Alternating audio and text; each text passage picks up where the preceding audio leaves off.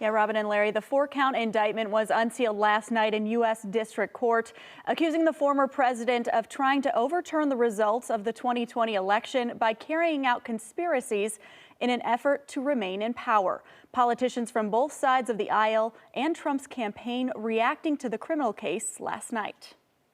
Donald Trump now facing his third indictment as special counsel from the U.S. Department of Justice announced the criminal case against the former president Tuesday night. Investigators saying that Trump and his allies created a national atmosphere of mistrust and anger fueled by lies, which eroded the public faith and led to the insurrection at the Capitol on January 6, 2021.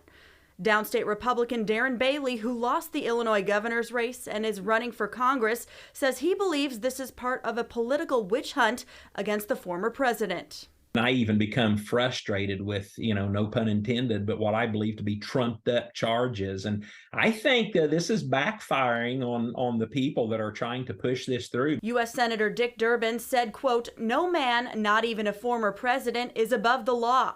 The anger and resentment Donald Trump stoked with his big lie put the country a half step away from a constitutional crisis, led to a deadly insurrection on January 6th, 2021, and left an embarrassing stain on our nation's history.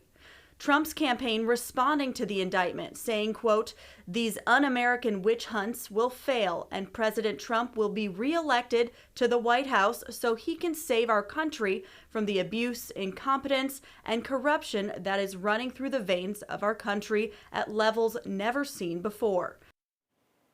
And several unnamed co-conspirators are referenced in this indictment. We know those include several attorneys, as well as someone from the Justice Department and a political consultant. Trump will be in court to face these charges tomorrow. If convicted of the most serious charge, he could face up to 20 years in prison. Back to you.